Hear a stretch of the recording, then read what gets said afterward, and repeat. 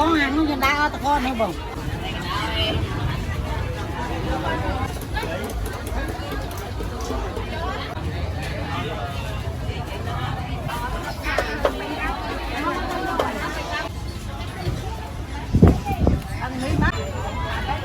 Tiền hỏi cho 4 tuần nữa.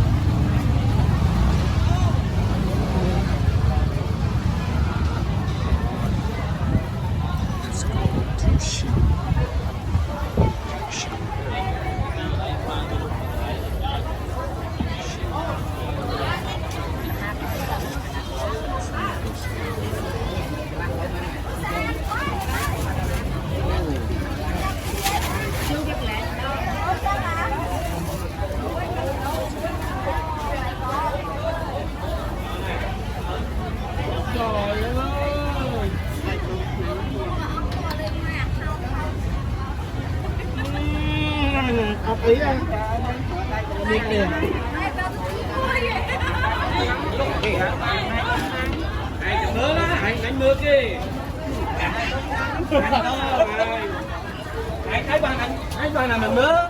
Hả? Mình gọi mưa kia thì bà mấy à lỡ đấy. Anh chạy trong đánh mưa lại vô. Được. Hả?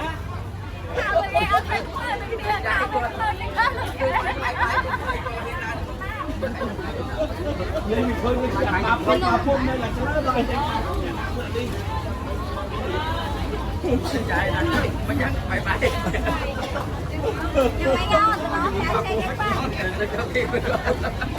Mình vẫn chưa có sao này.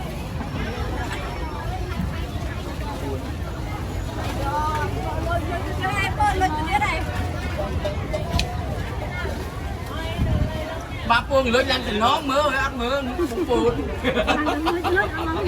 Mưa.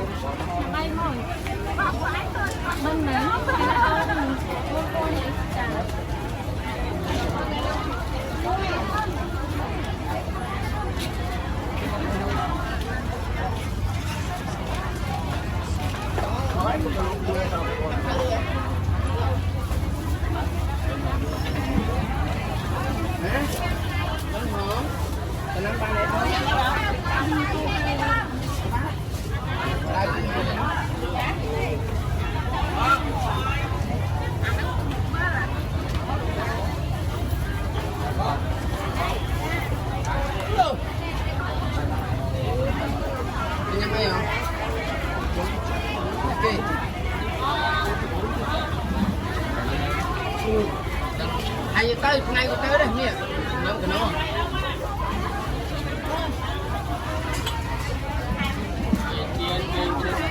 Mai món này coi, giờ nó đây có đâu. Giờ nó ăn lắm ha. Miên tất cả. Mai giờ tới đây món này. Sai hai ơi. Nhân bộ hai ơi. Ai hết tiền là hết rồi. Đừng bỏ hai nghe ta đây giờ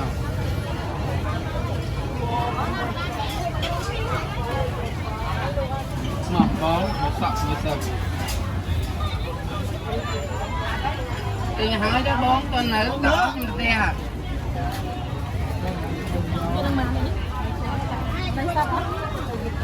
Đây sao hả?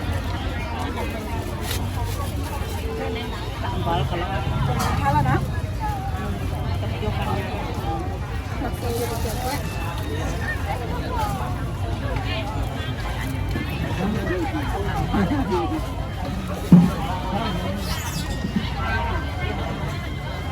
nào thôi chúng ta luôn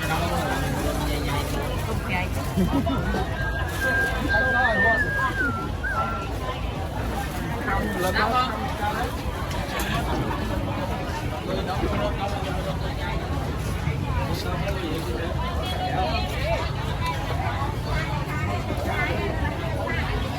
có một ly qua sẽ được đẹp chưa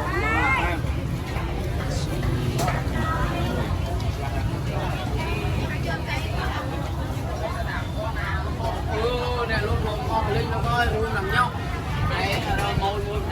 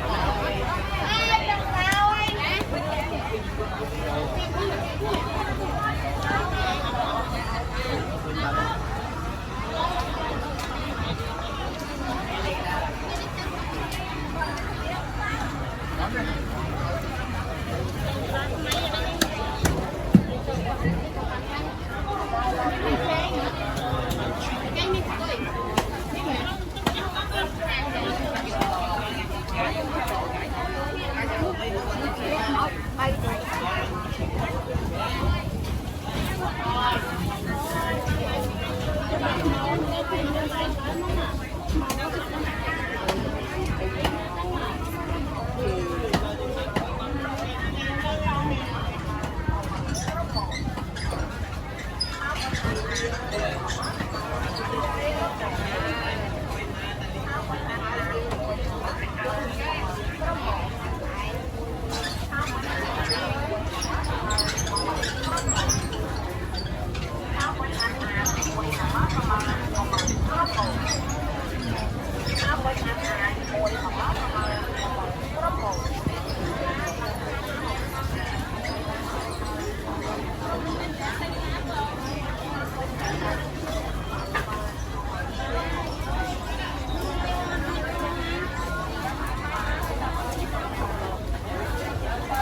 ามาทำใบก่อนมาทำไม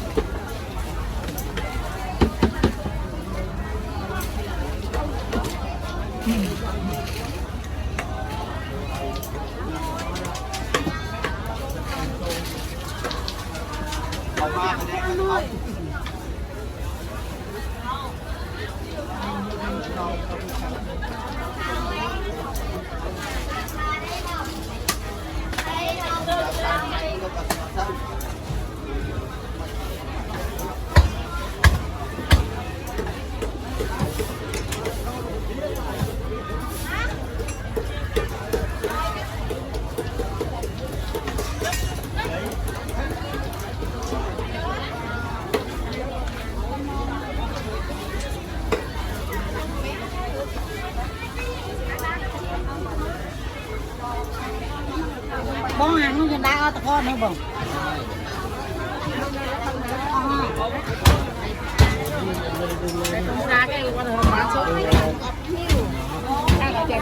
นี่จะมา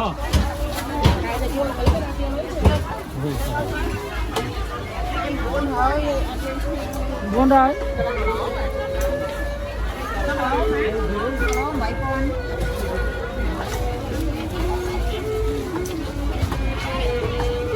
cái canh không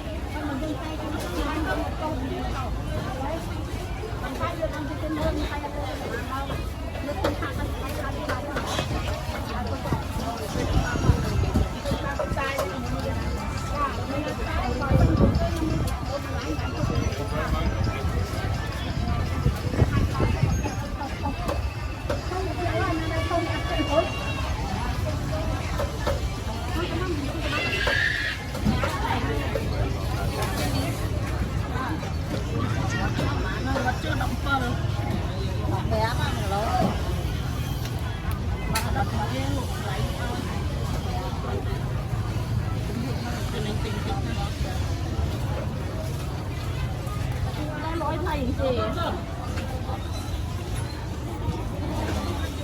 ăn nghĩ mà ăn nghĩ vậy ăn nghĩ thôi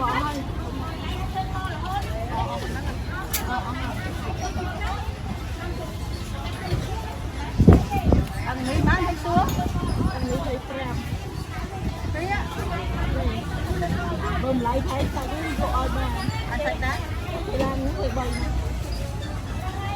cái chụp anh cái bánh chúng tôi chụp lại mua làm bánh to phải có hơn các bạn